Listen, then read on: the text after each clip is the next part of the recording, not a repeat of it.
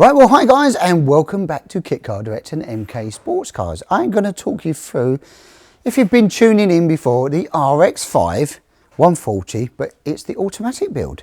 So lots of progression on this actually from the last video. First things first, we was on with, you probably had the engine outside of the vehicle. Move that out of the way, I don't know what's up there. And it was outside, but it's all been gone through, checked and detailed and clean, looking like factory fresh, should we say. Probably better than it came out of the car actually when it was factories. Nicely clean, detailed. And we've got the engine and automatic gearbox in.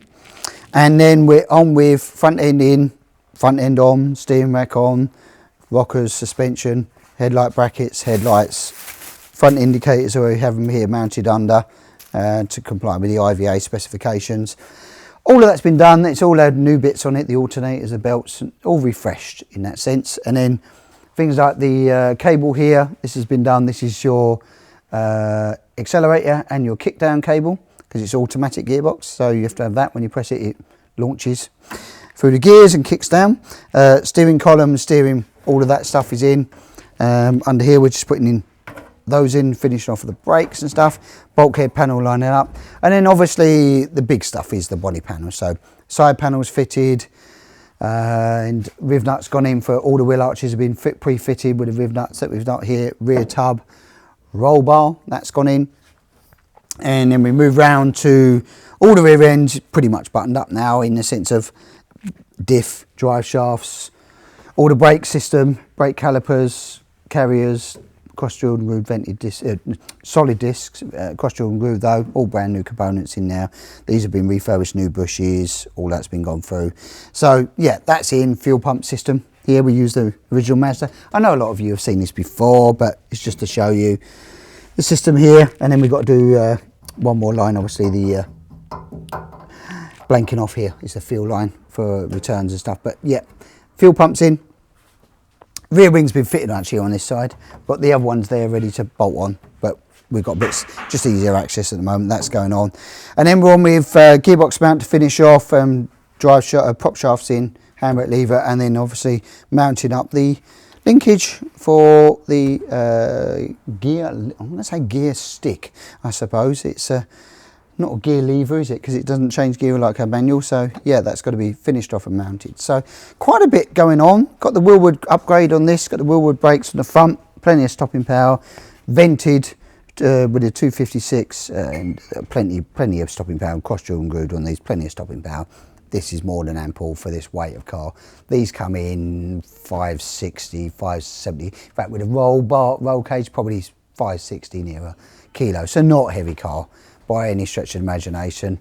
And with these, with a VVT stock, they're about 150 horsepower. Plenty of fun coming out with this. So, but more of that, I suppose now the car is important, but just as probably more important is Mr. William. He is a right character, and I thought we'd do a little interview, I suppose, with him. So Lewis and William sat down and just a bit of a discussion on how this project and why this project come about. So now I'm going to hand you over to Lewis and William to talk about this and himself and the project. All right guys, well it's about time we get into a little Q&A segment with Will, who is sat right in front of his brand new MK build, which is coming to fruition just behind you there. But yeah, without further ado, I think it's about time we get into some questions about your sort of journey, what your interests are, and what it's like seeing the build come to life behind you. So the first question that I've got is, can you tell us your name, which I have just dropped in there, and a little bit about yourself? Yeah, cool. So my name's Will, just into my cars, into my bikes, anything like that, a bit of water sports and climbing, things like that as well. But, you know, I just enjoy getting out on the road, going for a drive and just enjoying life. What's your sort of background with cars? Have you always been into motorsport, driving, always had relatively nice cars and just enjoyed the essence of being in a motor with 4 or 2 wheels, really? I'd say none of my cars have been particularly special, but I've always loved them like they were. Yeah. Because they gave me a lot of freedom, you know, and it gave me, you know, a lot of new opportunities, things like that. So, for example, I had a little Clio to start off with. I had 2 of those actually, and then I had a little 206. What else did I have? Then I had the Mazda. I think that's it. So right, yeah. nothing. So little sort of. Well, to be fair, you're not very old at all, so I'm not expecting you to have been driving some ridiculous cars in the past. But yeah, I mean, as you said, the freedom aspect that obviously comes along with just being able to drive, and then obviously, when whatever happened, which we'll get into later down the line, it's obviously the little bit of freedom coming back into play. So yeah. Could you tell us a little bit more about your accident, which we've not really gone into all too much within the build? Obviously, we mentioned that we were doing a little one-off build to obviously build an automatic RX-5 for a customer, but the viewers at home don't really know all too much about yourself, obviously, hence why we're doing this Q&A. But yeah, could you give us a little bit more insight of obviously what it was like for yourself, what happened, and what it's been like up to this sort of point, really? Yeah, so I was in an accident back in 2021. And at the time I was driving a Mark II MX-5, which I probably had about a year at that point. Yeah, I had a van that tried to undertake me, came into the side of me and pushed me across the lanes, and the car came the other way. And all I kind of remember was trying to open my door to get out because I saw what I thought was kind of smoke and the car going up in flames. So I tried to open the door, get out. Realised that wasn't happening because the car was very crumpled, and then I felt like a burning sensation in my leg. Right. So I looked down, saw some bones sticking out, which was all fun. Yeah. Not the nicest feeling. No, and then I went to put my left wrist down, kind of here where my handbrake would have kind of been, and then again was in absolute agony. And realised my wrist was broken. But then I realised my roof was down, and I just proceeded to crawl out onto the back of my car because I thought it was going up in flames still. Yeah. And then I had a motorcyclist come up behind me and was like, just stay where you are. And then blue lights and 10 days in Southmead Hospital in Bristol. And then it was just backwards and forwards. And then November 20, what, we're now 25, aren't we? Yeah, I think so. November 2024, I had my amputation, so not too long ago, and honestly, life is 10 times better. Yeah. 10 times better. Right, well, obviously, thank you for giving us a little bit of insight. That's I know it's not the nicest story to tell, but I mean, as I said to you prior, off camera, you've probably had to tell the story so many times now that it just rolls off the tongue. But yeah, so obviously after the accident, what has your sort of journey been like in terms of getting back behind the wheel? Yeah, so currently I have got a Hyundai i20 N-Line, which has been fully adapted. So that's currently my car that I drive around. And to be honest, it was not too bad. I went up for like a driving assessment, had all of that done, chose what adaptations I wanted, chose the car, they got it done, and then I drove it home from the dealership once it was ready, and 20 minutes later I'm pretty comfortable with the hand controls. So. Yeah, I imagine obviously a lot of driving is muscle memory after a certain while, so getting into... It's like when you used to play like video games and things like that. If you went into like the settings and changed your controls, I imagine it's getting used to that muscle memory of driving again. So, but I imagine it was such a nice sort of freedom feeling getting back into a car. 100%. Yeah, and obviously when you get home, you think, I don't have to ask anyone just to go up the road again. It's nice to sort of unlock that side of the freedom part of driving, which everyone should have the ability to experience, of course. So going on to a little bit more about like the dream to get behind the wheel of sort of a performance car, or what sort of went through your mind when you decided you wanted to get into a car like this, obviously being a very lightweight sports car? Yeah, so the reason for having this car built is a few different reasons actually, because my crash was in a Mark II MX-5. Yeah.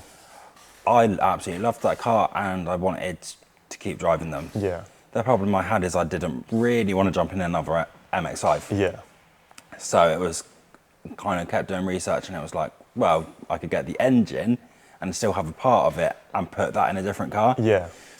And then enjoy it that way. So it's not the same, but it has got componentry of it. So I think that was probably the biggest thing, is just to, you know, get that experience, because I love the way it drives. Yeah, no, definitely. They are great little cars. And I imagine, obviously, with everything that's happened, it's probably a car that you hold sort of quite close to your heart, really. So if you can take, it's almost like the heart out of that car and put it into something that you can keep for a long time, something that you can have a story behind the build, obviously going through it with ourselves. It'd be a nice sort of bit of memorabilia for yourself that you can also drive down the road. Yeah. So.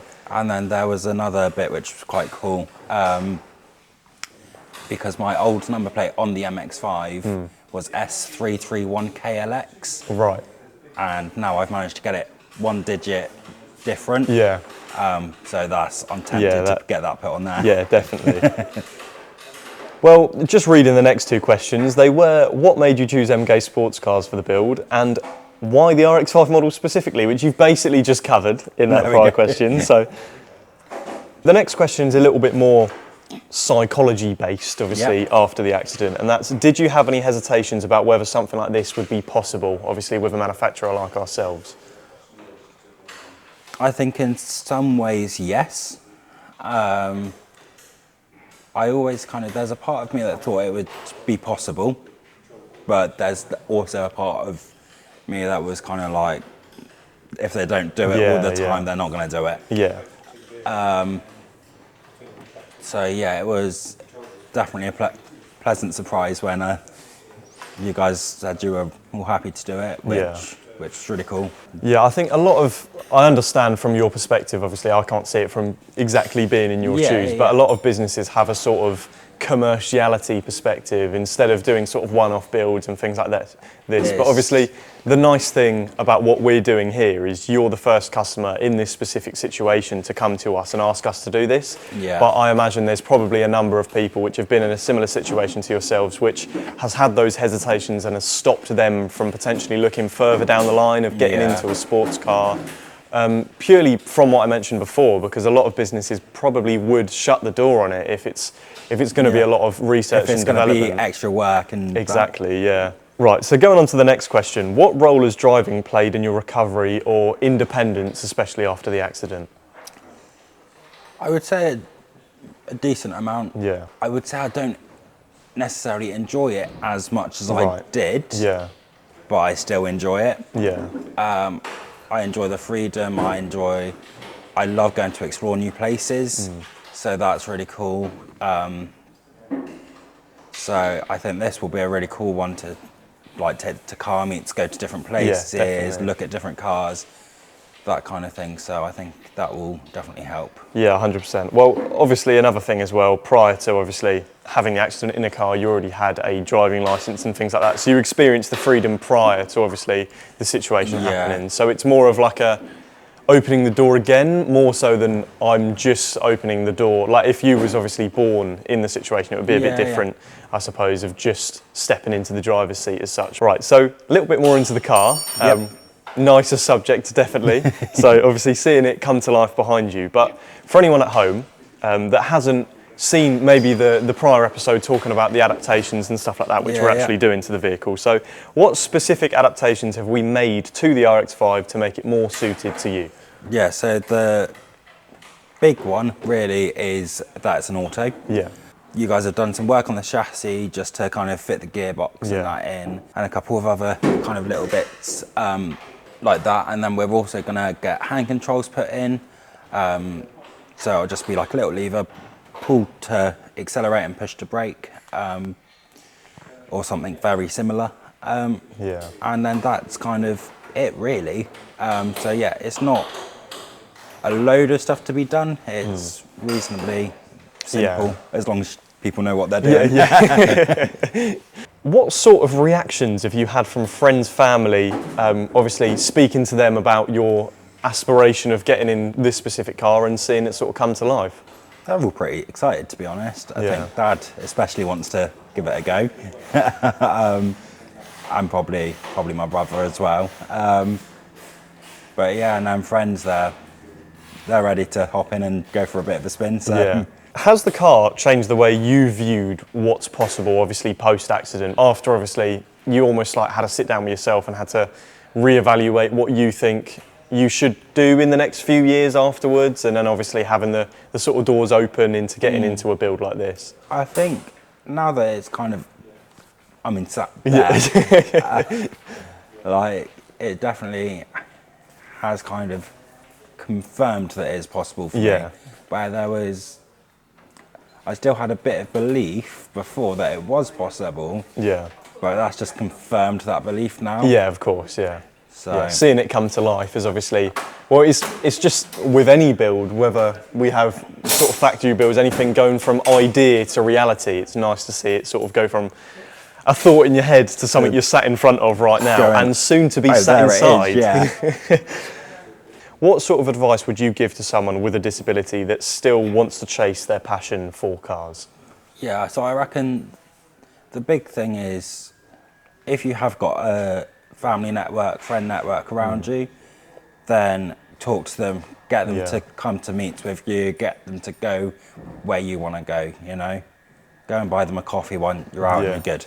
Like, get in the good books. Yeah. So, you know, stuff like that. Just do your research on what's possible. Yeah. Talk to other people, you know.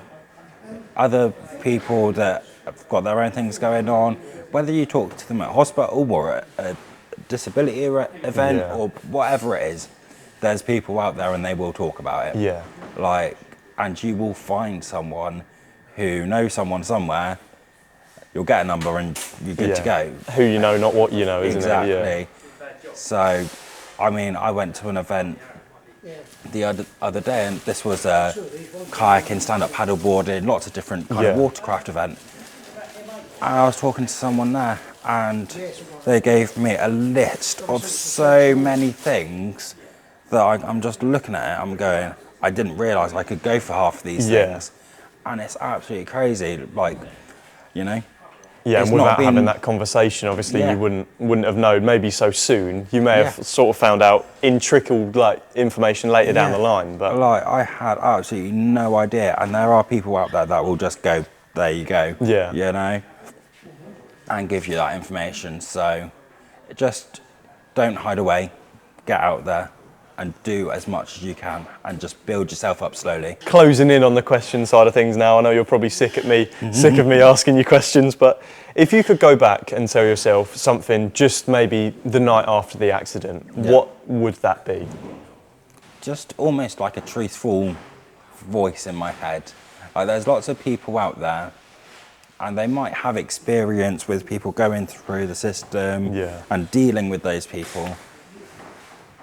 But a lot of them try and paint a pretty picture. Right. Some of them don't. Yeah. And the ones that don't are absolutely incredible. Yeah. You know? So I think it's just about, you know, being truthfully honest.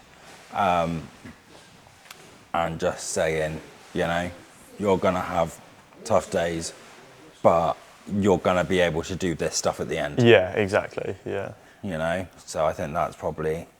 all part of the process of obviously getting to grips with what is your new reality, I suppose. And right, that marks just about it for the question side of things. I really appreciate obviously answering it. I hope that any one of the people that are watching this at home, if they've been in a similar situation to yourself, it's nice for them to get a little bit of insight of someone which has dealt with the situation well, getting back into your interests and seeing a lovely little build come on. But yeah, once again, thank you for answering those questions. Right. I imagine you've probably had similar questions in the past before, so it's not completely benign to you. But yeah, I'm personally really excited to get this thing on the road because, I mean, the build is just going to be a lot of fun, isn't it? Yeah.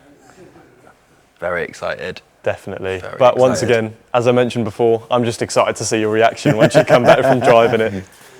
But yeah, that marks just about it. I hope that your time on camera has not been too daunting. No, and I'm not a too bad host to sit in front of you and answer or ask some questions. But yeah, that marks just about it for this video. Please keep up with the episodes which we're going to be putting out on this car, and look forward to the sort of end episode with obviously you taking this out for a spin and seeing the reactions. Thank you for watching this video. Please like, share and subscribe, and we will catch you next time.